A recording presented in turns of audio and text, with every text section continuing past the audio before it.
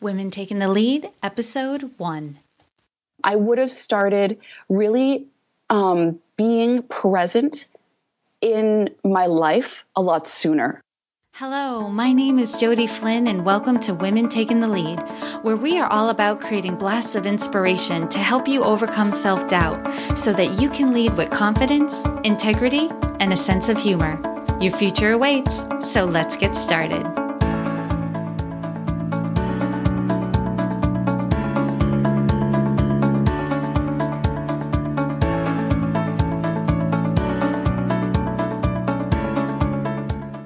Hello, everyone, and thank you for joining us today. I'm here with Amy Clover, who is the force behind Strong Inside Out, a site that inspires you to overcome any kind of struggle through fitness and positive action.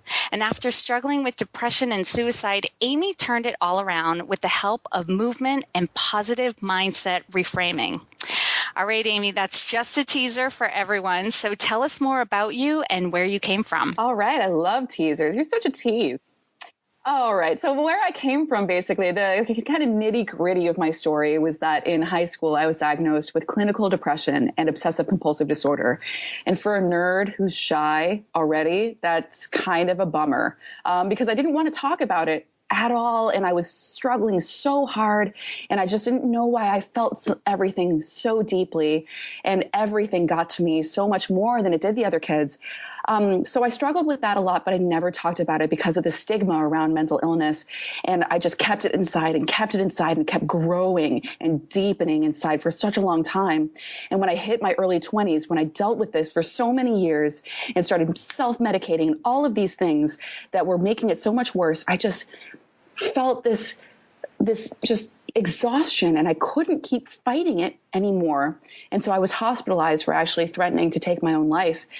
And it was in that hospital where I realized that I had all of these choices outside of the hospital that I wasn't taking advantage of. I wasn't even just trying to turn my life around because I just took everybody's word for it, that this was a life sentence and I was stuck with it. This was just the way it was going to be. So when I got out of the hospital, because in the hospital, you just have no choices whatsoever. When I got out of there, I spent the next few years trying and failing a lot at all of these different things that could possibly make my life better.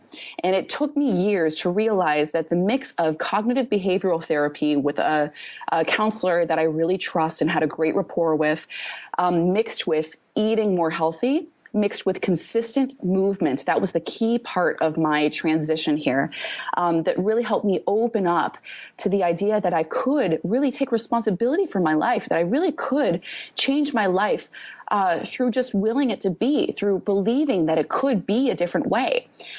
So that's what really helped me turn my life around. And that's how Strong Inside Out came to be. Oh my God, you have me on fire already. So that's amazing. So you clearly have had success in your life. And I probably know more than our listener does at this point. You've definitely gained confidence. You've overcome self-doubt over the years. But take us back to a time when you were playing small and you may not have been aware of it at the time. Share with us the stories and the lessons you learned along the way. Oh, for sure. Yes. Okay. So it brings me back to one particular instance. So my background is I'm a personal trainer, corrective exercise specialist. And I got into that in about 2008 and just fell in love with it and fell in love with the people I was helping and the way it made me feel to watch other people just transform from the inside out. And I was working at a corporate gym when I first started, and it was a wonderful experience for me. I loved the people I worked with. I loved that they were so involved with just continuing to educate us. And there were so many ways that we could grow within the company. But when it all comes down to it, I was earning less than 50% of what I was charging my clients. So that, this corporate structure took more than 50% of what I was actually worth, what my clients were actually paying for. And so it took me a few years because I was just so comfortable there. I was just so comfortable and I had so much fear around leaving. What if my clients didn't come with me? What if I destroyed my relationships with the corporate world that I had really kind of established myself at this corporate gym? And all that fear was just keeping me from taking that step. And then my wonderful husband, who was my boyfriend at the time, sat me down. I remember this so concretely. He sat me down and pulled out a notebook and said, we're going to talk about this because I know you don't want to, and I'm going to lay out the numbers for you right in front of your face.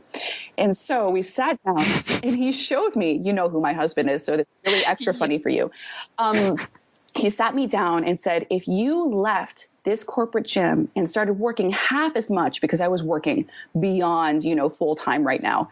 Well, if you worked half as much as you're working right now, and you took these people at 75% of what you're charging them at this corporate gym, you would be making I can't even remember now what the numbers were exactly, but much more than you're making at this corporate gym by working half of the time. So that really opened my eyes to how small I was really thinking at that time, and how small I was really valuing myself, thinking that, oh my gosh, how would they ever come with me? And I ended up leaving and establishing my own personal training business. And most of my people came with me. I would say about 80-90% of my clients came with me to either train at home or train at my own independent training gym. And that was just really wonderful. And I really just started thriving from that point on. Wow, that's amazing. And at the beginning of your story, what was popping in my head was when you were talking about all the fear that you needed to overcome was the devil you know is better than the devil you don't know, oh, right? Yes. And that keeps us from taking action because we're so afraid of what can happen. And I often tell people the story that being my old self right before I started my business, if I had known at that point what it was going to take to be successful in my business, my old self would have said, no way, I can't do that. But the reality is, because I didn't know, and I just went into it, both feet, very ignorant, blissfully ignorant of what it was going to take. I just dealt with everything as it came, and I overcame everything. Mm-hmm. Yep. But if I had known, how much networking I was going to have to do and the speaking engagements and contracts and lawyers and all this stuff, I would have gotten so overwhelmed, and who I thought of myself at the time would have never thought that I could do it. And it's so amazing how much we undervalue how resilient we are, how intelligent we are, and how capable we are. And that keeps us stuck. That's such a great point too, because especially I have a workout program called the Strong Inside Out Bootcamp that helps people who struggle with depression or anxiety or stress to really get and start moving in a really supportive environment. And that is something key that we focus on, especially with the depression track, because we get easily overwhelmed when we deal with depression or a lot of stress at once. And it's really important to focus it on every single thing at once and know that you are worth taking that action, that you are worth the work it takes to really go through those motions. Love it. Okay, now share with us a time in your journey when you had a wake-up call. Take us back to that moment and share with us the steps you took that led to your current success. The steps I took. Okay, so there's one key moment that really comes to mind when I think of an aha moment, I guess. So this was actually, I was already personal training at this time, but I hadn't had a full kind of wake up yet. I was just kind of getting into it. I really noticed how I was feeling and stuff like that, but I was still getting lost in relationships. I was losing myself in relationships because I still didn't fully have that love for myself yet. And I was looking for it in other people. And I'm sure a lot of women out there know how this feels, and a lot of men too. So I was going through this horrible breakup with somebody I was just so in love with. And I was talking to a friend of mine. We were out for lunch, and a friend of mine was just trying to support me. And I was just crying and feeling so sorry for myself. And I said to him, I actually said out loud to him, I'm just so tired of being the victim. I cried to him. And this guy was just a great friend, just totally no BS whatsoever. And he just stared at me and didn't say anything. And I kept crying, but I went home and I was thinking to myself, why did he just not say anything at that point? And I realized to myself that I was making myself the victim. Nobody else was making me the victim. It was my choice to make myself the victim. And in that moment, in that day, I decided to start being the hero of my own life and making different choices, because it was really all up to me to take responsibility for my life, to no longer devalue myself and lose myself in those relationships. And I decided to really start, choosing myself over other people and really reclaiming my strength, I guess it was. So that was my aha moment. I love that. And how does that play out in your day-to-day today? Every choice. I mean, on Strong Inside Out, if you're a reader or if you're just going to start joining us right now, is all about choice. It's all about responsibility and knowing that you have a choice at any moment to start reacting differently, even if your life is not as you envisioned it. None of ours are. It's all about how you interpret it and really how you choose to react to it. So really focusing on every choice that you make. And I still struggle sometimes with some of these choices because I get stuck in old habits of reacting in a different way, or saying, it's not fair, or this thing's happening and this other person isn't dealing with that. How unfair is my life? Or I shouldn't have to do this. It's not about that. You can't control necessarily those things that happen to you, but you can control how you react to them. So embrace whatever's happening, breathe through it, and look for the lesson that you can learn from it. And you gave us a great mantra in that too. I'm the hero of my own story. Yeah, that's a huge one over at Strong Inside Out. Oh, I love it. Okay. And Amy, what I want everyone who's listening to get is there is no one way to lead, right? We're all different. And so we're going to lead differently. We're going to bring our own dynamic to the table. How would you describe your leadership style?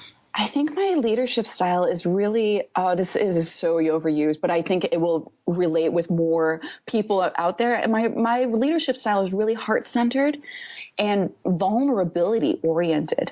I feel like the way that I lead is by completely opening myself up with my story and how I'm feeling in the moment, and allowing other people to learn from that and know that they're not alone in that. And I feel like I gain a lot of trust and rapport with my readers, with my community, because I'm so open in that way.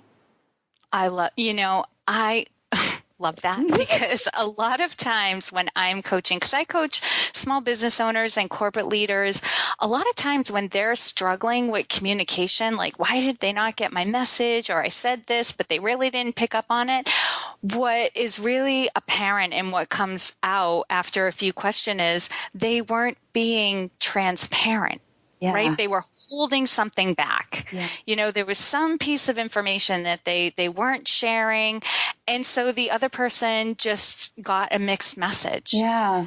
So didn't understand. And it's true. The more we're willing to be open and honest about what's going on, even if it's not PC. Yeah, exactly. Exactly. Right? You have to get down and dirty with it. Right. And just own it. Yes. Just own it. Even one time I remember it was somebody in the coaching I gave them around it, because it was something where they were choosing some software and they had really already done a lot of the research and made up their mind. But what they proposed to the other person was, hey, look over all this research and tell me which one you think is the best. Yeah. And I remember asking him, I was like, well, you had already made up your mind. So what were you hoping to gain? He's like, well, they wanted to be included more. I'm like, but that wasn't honest. Yeah. And he asked me, he goes, well, how would you have proposed it? What would you suggest? I go, transparency is always a great way to go. I go, what if you had said to this person, hey, look, I've already made up my mind, but I want to know it's the right decision. Can you do me a favor? Do this research and poke holes. Yes, I love that. In my decision, and tell me what I'm missing. And he looked at me, he's like, that's great. I go, it's transparent. Mm-hmm. It's being completely honest about what's going on. You would have gotten a different response. He said, I would have absolutely gotten a different response. And I think it would have been appreciated more. Yeah. And that ability to stick up for yourself too, and completely say what you're feeling, knowing that you don't have to apologize for it. And you don't. Mm-hmm. You really, really don't. Okay. What now? Okay. What is one thing that you're working on right now that you're really excited about? Oh, I feel like I spoiled the surprise already because I told you guys about the Strong Inside Out boot camp.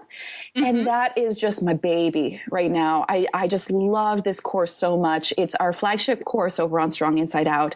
It's called the Strong Inside Out Boot Camp, and it's our workout program to get and keep people moving in a supportive environment, specifically for people who struggle with depression, anxiety, or overwhelming stress.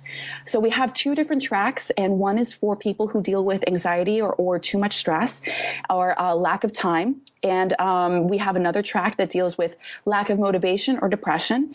And I am just so proud. I go into the Facebook groups, which is a part of our support system, and the people are so positive and supportive in there because every single person in there knows what it's like to deal with this struggle and supports the other people in that group with what they would want to know, what they would want to hear in their situations. So people are open and vulnerable and so positive and supportive. And even if somebody's just venting in there, people are like, this is wonderful that you got that out. Now, how can we grow from this? And really helping each person in there to grow, which is so wonderful. And I'm so happy with it and I love it.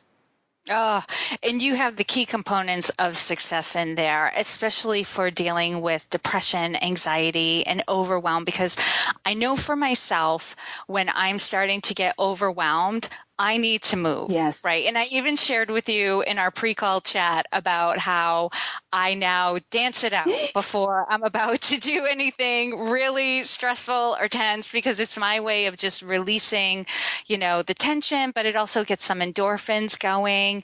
And then kind of my backup is also, if I'm stressed out and I need some perspective, I'll reach out to my community. Mm-hmm. And it could be a close friend and also having a mentorship, an expert, somebody who I can go to who's been there, done it, knows the way and can lead me out of that. And your community has all of those components, which is so amazing. I can see why you're so flipping excited I about it. am. It's like taking the personal training and just like amping it up because it's got the workout element in it, but also we just added the personal coaching element in it.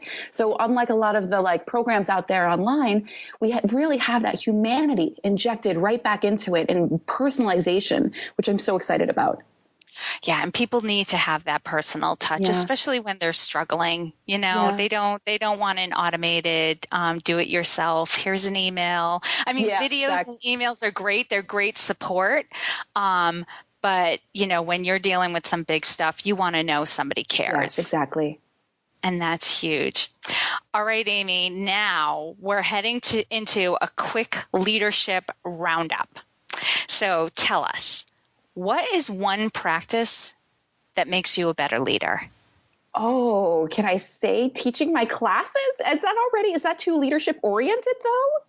Well, tell us more about it. What's the practice in that? The practice is really, I teach a mantra based boot camp here in San Diego, and it was the same one that I took out on tour. I did a 30 city tour where I raised money for suicide prevention that I taught classes. Where I raised the money for them, and I just fell in love with teaching these classes, and I feel like it's called the Strong Inside Out workout because that's really what it is. It's everything I teach into one class. So we'll really focus on the mantra and say it all through class. We say it out loud. Yes, you have to say it out loud while we move.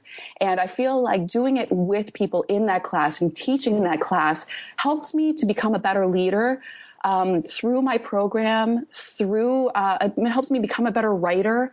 Just that connecting with people one-on-one in person really helps me to become a better leader. That's awesome. I knew where you were going with that, but I wanted you to say it out loud because I am a huge proponent, and we've all heard this before.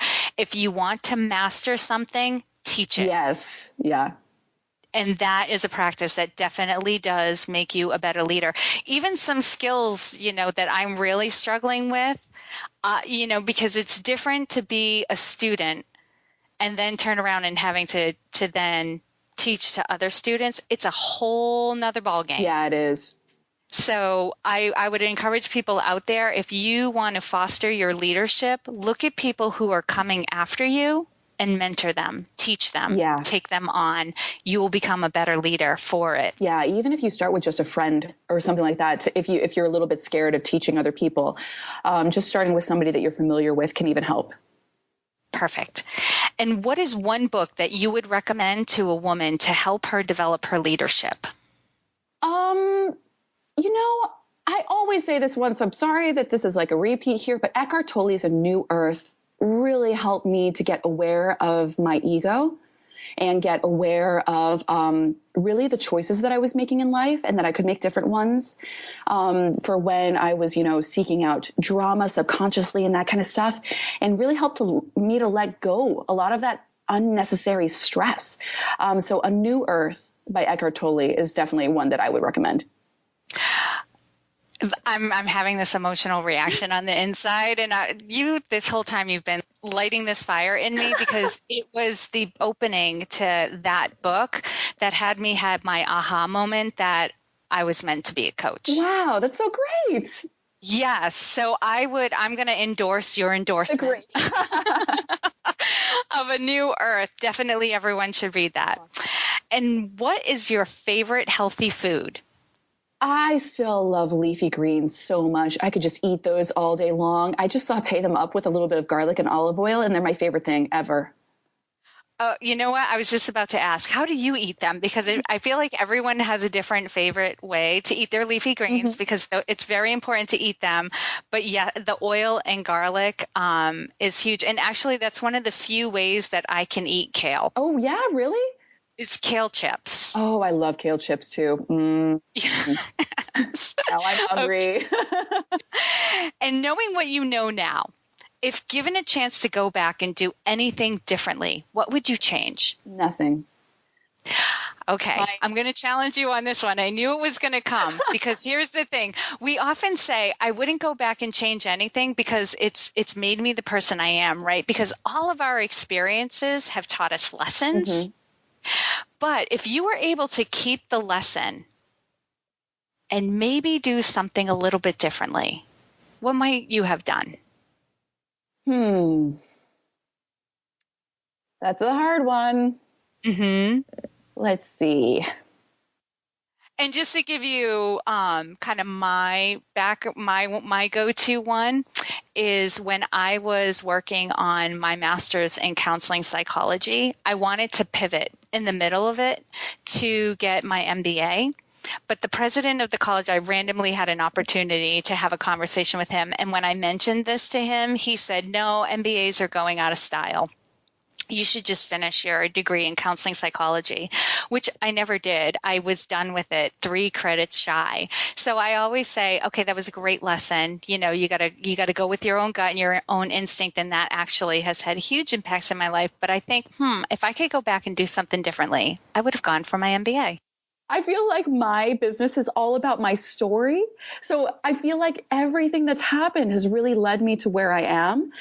I really am struggling to think of something that I would do differently.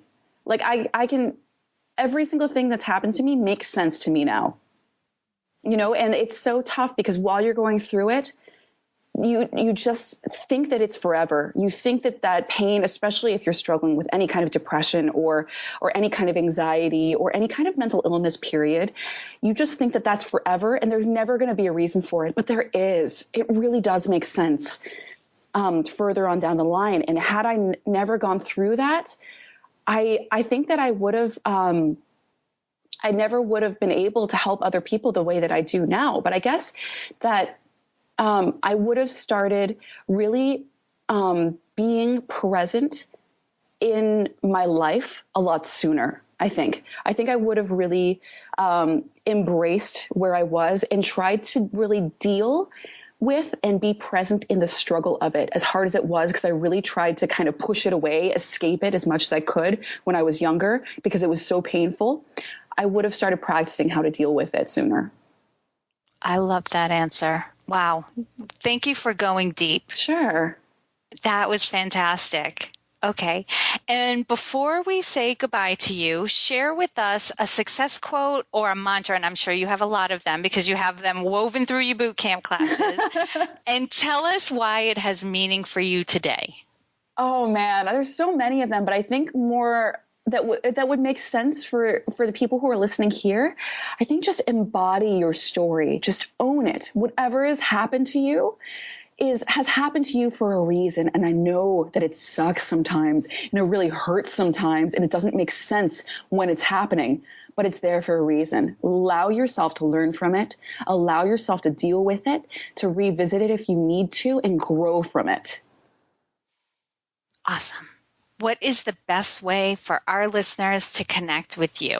Well, I'm always over on stronginsideout.com, but I'm across the social medias, Facebook, Twitter, Instagram, and Pinterest at Strong Inside Out.